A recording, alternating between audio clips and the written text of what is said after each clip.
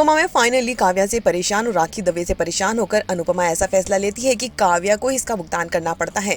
आज के एपिसोड की शुरुआत होती है जहां पर पाकी भी के बीच में और समर के बीच में झगड़ा हो रहा है और पाकी गिर जाती है तो पारी तो उसे उल्टा समझ लेता है और मिसअंडरस्टैंड करके समर से ही झगड़ा करने लगता है। बापू जी आते हैं और उनको कहते हैं अच्छा वो तुम्हारे माँ बाप ने नहीं देखा और उनको बुरी तरह से डांटते। तो दूसरी तरफ अनुपमा कुछ खाया पिया नहीं है तो बा उसे समझाती है और कि सब जल्दी ठीक हो जाएगा और उसको दूध का ग्लास देकर आती है और उसे समझाती है। सुबह होती है जहाँ पर अनुपमा पहुंचती है किचन में, लेकिन पहले से ही काव्या ने सब कुछ नाश्ता वगैरह बना दिया और कह दिया कि तुम्हारे लिए भी बना दिया, मेरा दिल इतना छोटा भी नहीं है, और पाकी के लिए तो स्पेशल सैंडविच भी बना है। तो पाकी ये देखकर खुश हो जाती है और कहती है किसी को तो मेरे खाने पीने से ही प्रॉब्लम है, और वो उसे टॉन्ट मार कर जाती है।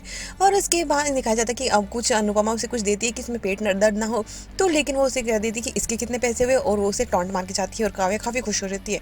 कुछ देर बाद दिखाया जाता है कि वनराज और अनुपमा दोनों ही अकेडमी में होते हैं और समर ने पम्पलेट्स छपवा दी हैं कैफे के लिए। उसे देखकर वनराज काफ़ी खुश होता है, लेकिन तभी वो देखता है किसी कॉम्पिटिटर ने एक साइड में ही एक और कैफे खोल लिया है और उनका फर्नीचर वगैरह सब कुछ क्लासिक है। और ये देखकर वो काफ़ी परेशान हो जाता है। तो अनुपमा कहती है दौड़ा तो जूतों से नहीं जाता, पैरों से दौड़ा जाता है, और प्यासा को तो कुएं के पास जाना पड़ता है, कुएं को प्यासे के पास नहीं जाना पड़ता।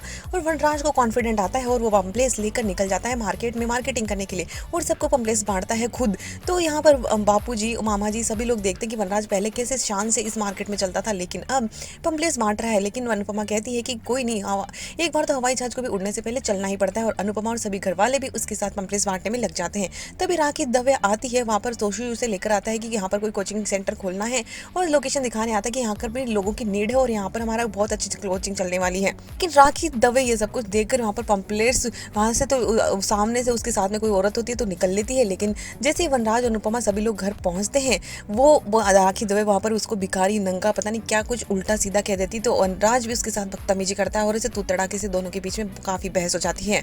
और आने वाले एपिसोड में दिखाया जाएगा कि अब राखी दवे की वजह से ही काव्या कहेगी कि मुझे सब कुछ तुम्हारी ये सब कुछ आइडिया सब कुछ अनुपमा का ही होगा भिखारियों जैसा, और अनुपमा पर ब्लेम लगाती है और कहती कि वो उसको घर में रहना और उसके सबके लिए उसे बहुत बुरा कुछ कह देती है अनुपमा को। तो अनुपमा कहती है तुम्हारे पति के साथ में तुम्हें प्रॉब्लम है ना कि मैं उनके साथ में हूँ, उनके साथ कैफे में काम करती हूँ।